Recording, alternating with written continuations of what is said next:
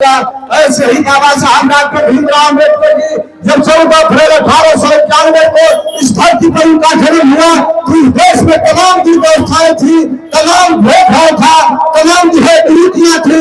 उस कुरीतियों को तोड़ते हुए बाबा साहब डॉक्टर भीमराव अम्बेडकर जी ने मेरे सम्मानित साथियों आपके हक हुकूक के लिए, आपके अधिकार के लिए, आपके मान और सम्मान के लिए पूरी जिंदगी न्यौछावर कर दी, पूरी जिंदगी संघर्ष करते रहे। उसी संघर्षों के देन है कि हमारी आपकी बात को न लंदन से लेकर के दिल्ली से लेकर के सारी जगह आपकी लड़ाई को लड़ते रहे और लड़ते हुए साथियों उनकी देन थी। इस देश में साइमन कमीशन आया, साइमन कमीशन ने जब जांच किया तो यहाँ की व्यवस्था को जब देखा, इस व्यवस्था से विरक्त होकर के अंग्रेजों ने साथियों जो आपको कर्नल अवार्ड के रूप में अधिकार दिया, उसका कुछ लोगों ने हाथ खुलकर के विरोध किया। बाबा साहब डॉक्टर भीमराव अम्बेडकर जी ने उनके विरोध को परवाह न करते हुए आपके मान सम्मान सम्मान की लड़ाई को आगे बढ़ाते रहे और इसकी देन थी साथियों कि भारत का द्वितीय अधिनियम 1935 से लागू हुआ। भारत का द्वितीय अधिनियम 1935 लागू हुआ तो आज रात को आरक्षण जो आपको प्रतिनिधित्व मिल रहा है वह बाबा साहब डॉक्टर भीमराव अम्बेडकर के अथक प्रयास से 1935 भारत के द्वितीय अधिनियम में मिल गया। लेकिन जब देश आजाद होने वाला था यहाँ के लोगों ने देखा कि देश आजाद होगा, लोकतंत्र प्रणाली होगी, इस देश में संवैधानिक व्यवस्था लागू होगी और कोई भी व्यवस्था इस देश के संविधान से चलेगी। संविधान बनाने के लिए एक प्रारूप समिति की आवश्यकता थी, संविधान सभा में जाने के लिए समिति की आवश्यकता थी। संविधान सभा में जो जाएगा मेरे सम्मानित साथियों उसको निर्वाचित होना पड़ेगा। बाबा साहब डॉक्टर भीमराव अम्बेडकर जी को संविधान सभा में न जाने दिया जाए, इसके लिए तमाम लोगों ने बाबा साहब डॉक्टर भीमराव अम्बेडकर जी का विरोध किया। संविधान सभा के दरवाजे है, डॉक्टर अम्बेडकर संविधान सभा में नहीं जा सकते हैं। वे धर्म है बंगाल के लोगों ने, अपने बहुजन समाज के लोगों ने बाबा साहब डॉक्टर भीमराव अम्बेडकर जी को संविधान सभा में भेजा और देश आजादी अंग्रेजों ने सब इस देश के लोगों से रखा। इस देश में कांग्रेस की अगुवाई में जो आजादी की लड़ाई लड़ी जा रही थी उनके सामने, इस देश के लोगों के सामने यह शर्त रखी गई कि भारत के संविधान का प्रारूप जो बना करके दे दे तो हम देश को आजाद करें। मेरे सम्मानित साथियों इस देश में तमाम विद्वान थे, तमाम लोग पढ़े लिखे थे, लेकिन किसी के अंदर वो कुवत नहीं थी, किसी के अंदर अभिज्ञता नहीं थी कि भारत के संविधान का प्रारूप लिख सके। मेरे सम्मानित साथियों समय बीतता जा रहा था, कांग्रेस के लोग चिंतित थे कि भारत के संविधान को नहीं लिखा गया तो आजाद भारत कैसे होगा।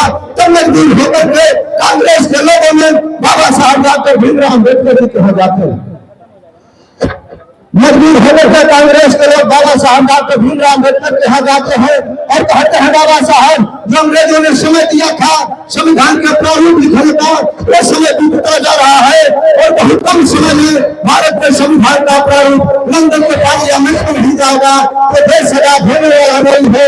तो मेरे साथियों बाबा साहब डॉक्टर भीमराव अम्बेडकर जी ने 24 घंटों के अंदर 24 पृष्ठों के भारत के संविधान का प्रारूप लेकर के नीचे डॉक्टर अम्बेडकर और भारत के संविधान का प्रारूप जब लंदन के पार्लियामेंट में गया तो लंदन का प्रधानमंत्री डॉक्टर अम्बेडकर की साइन दे करके और कहा उठा और कहा डॉक्टर अम्बेडकर मुझे पता होता कि तुम लंदन में पढ़ करके भारत का संविधान लिखोगे तो मैं तुमको उसी दिन गोली मार दिया होता जिस दिन तुम लंदन में पढ़ने आए थे। मेरे सम्मानित साथियों हकीकत को कहना बगावत नहीं है, हकीकत को कहना बगावत नहीं है, मगर इनको सुनने की आदत नहीं है। कि झीलों में पत्थर कहने का उठना शरारत नहीं है, कहने का उठना शरारत नहीं है। मेरे सम्मानित साथियों बाबा साहब डॉक्टर भीमराव अम्बेडकर के संविधान लिखने की बदौलत मेरे देश का आजाद हुआ। तो आज देखिए कितना छुआछूत होता है, कितना आज भी भेदभाव होता है। आप विद्यालयों में देखिए, कॉलेजों में देखिए, जिनके बदौलत देश आजाद हुआ, जिन्होंने देश का संविधान लिखा बाबा साहब डॉक्टर अम्बेडकर को कॉलेजों में भाग नहीं दिया जाता है या धूपों किया जाता है, जिसके संविधान लिखने में या देश की आजादी में बहुत जो है ज्यादा सहयोग नहीं था। कैसे मैं यकीन करूं इन गांधीवादी बातों का, कैसे मैं यकीन करूं इन गांधीवादी बातों का। मैं तो कर्जदार हूं डॉक्टर अम्बेडकर के एहसानों का। कितने फांसी झील गए, कितनों ने गोली खाई थी, क्यों झूठ बोलते हो भाई कि चरखे से आजादी आई थी, चरखे से आजादी आई थी। यह देश साथियों राज हुआ तो चरखा चलाने से नहीं, डॉक्टर अम्बेडकर की विद्वता से, डॉक्टर अम्बेडकर के पढ़ने लिखने के, डॉक्टर अम्बेडकर के संघर्षों से यह देश आजाद हुआ।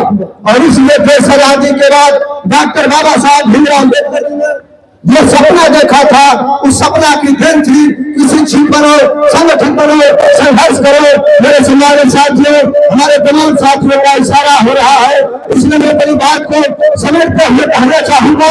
क्या मेरे बहुजन समाज के लोगों, हमको शिक्षित होकर के, संगठित होकर के संघर्ष करने की जरूरत है।